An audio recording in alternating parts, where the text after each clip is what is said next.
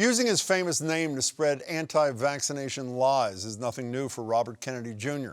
For years, he's pushed debunked claims about vaccines causing autism and food allergies in kids. But his latest lies about vaccines have veered into new, even more dangerous territory, as we saw the weekend before last when he spoke at a D.C. rally against vaccine mandates. Even in Hitler's Germany, you could cross the Alps into Switzerland. You can hide in an attic like Anne Frank did. It was possible. Many died doing it, but it was possible. That's the son of Robert F. Kennedy. But the immediate condemnation from just about every corner ultimately led RFK Jr. to issue a half-hearted apology, saying, "To the extent my remarks caused hurt, I am truly and deeply sorry." But this wasn't even the first time he tried to make the comparison. Just last month, he put out a video that showed Dr. Anthony Fauci with a Hitler mustache. And then there's Joe Rogan. Spotify chose him and his 11 million listeners over Neil Young. But don't worry, old Joe plans to diversify his guest list. What, with Ivanka and Don Jr.? So how do we combat misinformation so wrong, so deadly, and so easy to find? Joining me to discuss are Imran Ahmed, he's the CEO of the Center for Countering Digital Hate, and Jeffrey Blevins, professor of journalism at the University of Cincinnati. Gentlemen, thanks so much for being here. Thank you for having us. Imran, you're the guy, and yours is the organization behind the Disinformation Dozen, which includes Robert F. Kennedy Jr. list. Could you tell people what the list is and how wide the reach is of those dozen? The Disinformation Dozen was a report we published in March 2021, which outlines how 12 individuals and the companies they control, often a network of 501c3s, limited companies, are behind 65% of the shares of misinformation on social media. So they're producing the content that is going most viral. We did the analysis by looking at, well, what are the themes that are being posted most often? What are the links? And track them back to these 12 people. And that's had a big influence on changing the perception of misinformation, disinformation about vaccines from being something which people thought was just spontaneously there in society to something that is a planned, ordered, well-disciplined, and economically motivated phenomenon. When you say economically motivated, you also demonstrated that the some, if not all, of these dozen are making a ton of money on their deadly information, no? Well, indeed. And in fact, Robert F. Kennedy Jr. earns $250,000 salary from the Children's Health Defense, or we did 2 years ago. We don't know what his most recent salary is. But that's quite a lot of cash. It's more than I earn. And we know others like Joe McCullough, the number one on the list. He claims to have made $100 million over the years, selling all sorts of supplements and other weird things which he attributes magical powers to.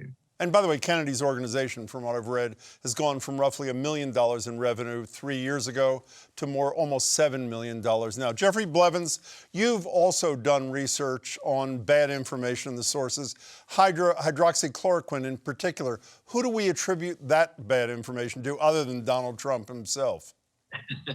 Well, yeah, former President Trump got a lot of the blame for that. But originally, misinformation about hydroxychloroquine on Twitter originated from just a few QAnon-related accounts. It wouldn't have spread, however, for, people like Donald Trump and a lot of right-wing personalities on social media. They are really, the influencers in these kinds of conversations. And the problem is, well, what if our influencers really aren't informed enough to be talking intelligently about medical issues, vaccines, and the like? Or choose not to be informed enough. Jeffrey Blevins, staying with you for a second, the most recent battle on this front has been the Neil Young versus Spotify and Joe Rogan. Joe Rogan won, and I'm assuming it's all about the bottom line, a $100 million exclusive deal with him for his podcast, and obviously Spotify's moving more into the podcast business. It's all about the bottom line, right? Absolutely. Spotify has 100 million reasons to be invested in Joe Rogan at this point. And, they didn't make that investment lightly. Quite frankly, they're making more bank off of him than, the musical artists that have left the platform. You know, Imran, thanks to your terrific work on this Disinformation Dozen, there's been a ton of deplatforming of these dozen. How effective has that effort been?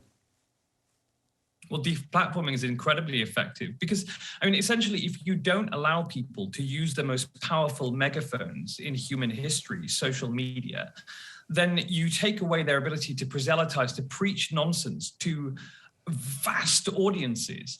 And we've seen that those individuals who have had their platforms taken away, not only has it reduced their reach, but we've seen, for example, in some of the litigation they filed against companies like Facebook and Google, they themselves admit that it's devastated their income. They're not complaining about not being able to get the truth out there. They're saying, I can't make money from the nonsense I was spreading. But you know, it seems to me that this business is like whack-a-mole. Is when I was reading, I don't know, a month or so ago, Imran, about the deplatforming success, then all of a sudden we started reading about the 11 million listeners to every episode of Joe Rogan. So you tamp down one and another pops up in his or her place, don't they? Look, I think we have a problem which is beyond the bad actors. We have a culture that is problematic as well. So it's not just bad actors, we have bad platforms. And the culture that enables them is this idea that for some reason there should be different set of social mores, of the norms of behavior on social media platforms, that misinformation and spreading it should somehow be acceptable, and there should be no consequences for a company that profits from it or from an individual who spreads it themselves. Well, I'm afraid there should be, and quite rightly, what we're seeing with Spotify is an enormous amount of opprobrium being heaped upon them by all sorts of sectors in society, by lawmakers, by other artists, by shareholders, and they're clearly feeling the pressure because they've come out in the last few days with a statement saying that they're now going to put warning labels on their own service, warning saying essentially, don't listen to the nonsense you hear on this station because we publish all sorts of rubbish. Yeah, warning statements this big, and Joe Rogan, though, this big. Jeffrey Blevins, you know, I am always been a huge believer in hearing both sides, but when there aren't both sides, I remember, I don't know, a half dozen years ago, the Los Angeles Times said they wouldn't publish any more letters from climate change deniers because they didn't have any merit. Should we in the mainstream media, and I know there's a lot of media beyond us, should we in the mainstream media not even be giving oxygen to the RFK Juniors and the other people we're talking about here? Or do we have no choice? To be honest with you, I don't think it matters either way. I thought your whack-a-mole analogy was quite a good one, in the sense that, you know, once these purveyors are deplatformed, it's too late. The genie is out of the bottle. Here's another thing too. When we're talking about medical misinformation, there was an interesting study that came out of George Washington University, and they looked at kind of the total period from March of 2020 to late last year. And there's actually more credible information about vaccines and COVID than there is misinformation on social media. However, you know, it's just not getting the same type of traction. So, you know, it's really not a matter of, well, you know, do we elevate one or do we silence the other? I think we really have a knowledge crisis in this country, particularly on social media, is that most people, you know, can't tell the difference between credible sources and incredible sources. And, you know, people are really going online to confirm their own biases anyway. So that seems to me to be, I hope you take this the right way, pretty defeatist attitude. Maybe it's real, but so is the bottom line is grin and bear it and just hope this is over at some point, Jeffrey? Well, you know, I feel like there's only so much that us in journalists, you know, as in the journalism industry can do. At some point, the audiences have to start caring about, you know, what the truth is, and start caring about credible sources of information versus incredible ones. And until that changes, I mean, at what point, you know, do individuals have to be responsible for the information they consume? Imran, do you buy that notion that it's got to sort of play itself out until people grow up and get real?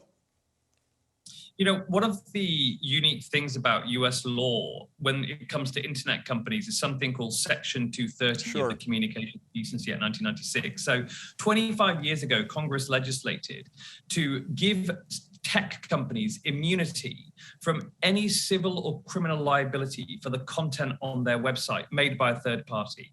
And 25 years later, I mean, that was before social media even existed.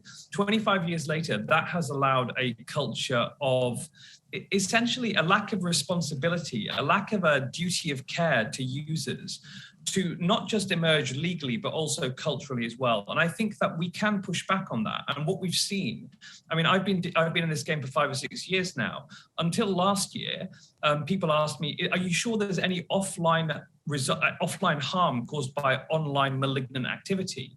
And I would argue that there was. But after January the 6th and the pandemic, no one is asking me that question anymore. So I think we are now on an inevitable sort of path to legislation and to accountability for these companies coming into place, including for Spotify, which is publishing stuff which has led, and misinformation has led directly to people right now, as we're talking, lying in intensive care units, choking for breath, saying, I thought the vaccine would harm me. You know, Imran, I agree with your analysis completely, except don't you worry about dramatic changes to Section 230? The good news is it may help fix this problem. The bad news is it's a really slippery slope when it comes to the smaller guy or woman having access to ability to spread their legitimate ideas when the Facebooks might just not take a chance.